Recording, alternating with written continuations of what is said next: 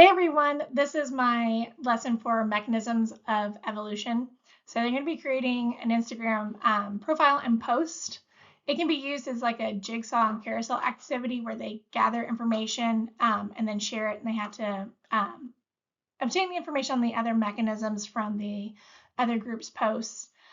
This goes along with SB6 and kind of like that modeling aspect of the standard, either modeling the mechanisms of evolution or modeling resistance. It is typically used as a group assignment. They set their roles, they have their responsibilities. Each person is kind of responsible for doing one last review, make sure there is a nice cohesive message across the profile and posts. So this is the Instagram profile that they template that they can use. They have to come up with a profile picture, kind of. Sometimes I tell them to make their number of followers and posts kind of correspond with whatever the subject is. If it's gene flow, or sometimes it's Darwin, we get a lot of 1859 for the number of followers or posts.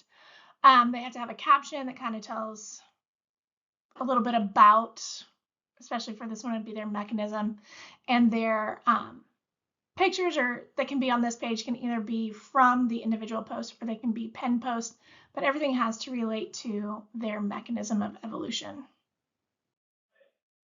On the individual posts, and they need to complete anywhere from about 4 to 6, but every post should include an image of the concept. So if it's natural selection, it may have variation or competition in there, but their image must relate to their mechanism.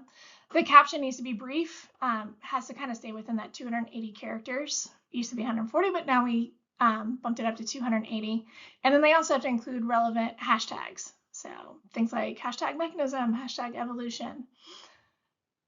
But each person, they have to come up with about 4 to 5 of these Instagram posts, and it especially for mechanisms, it needs to show kind of that progression of that mechanism.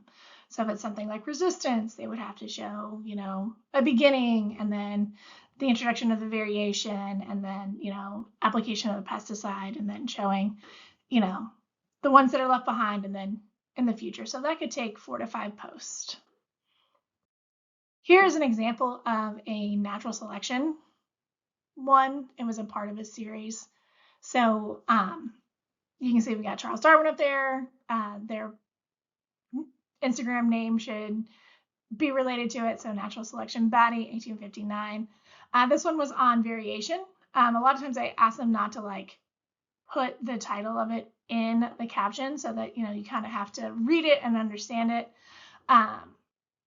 So look at all those beautiful baddies. No two are exactly alike. Different patterns and colors can affect our survival.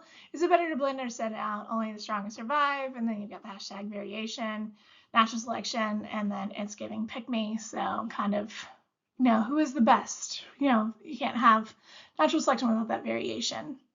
When they get done with all of their posts, they are going to post them to our class discussion board.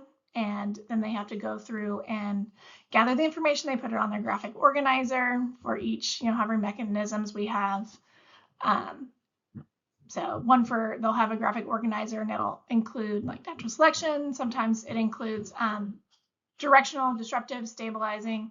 They'll have gene flow, genetic drift, sex selection, all of the, artificial selection. They'll have all those on their graphic organizer, and they've got to go to each of the posts and gather the relevant information. Sometimes I have them, if I use this as a review assignment, then they have to go back and kind of fact check everybody's Instagram posts. So they'll still get a graphic organizer, and they will go through and they will review the post just to make sure that it's got factual information. Sometimes I say they have to leave a thumbs up or their favorite fact from the post. If there is any false information, then they kind of leave a discussion post and say, hey, did you mean this? Or, clarifying oh, hey, remember for this to occur, you have to have variation. So it can be used one of two ways, either as a jigsaw to gather the information, or it can be used as a review activity. So hope you like it. Thanks. Bye.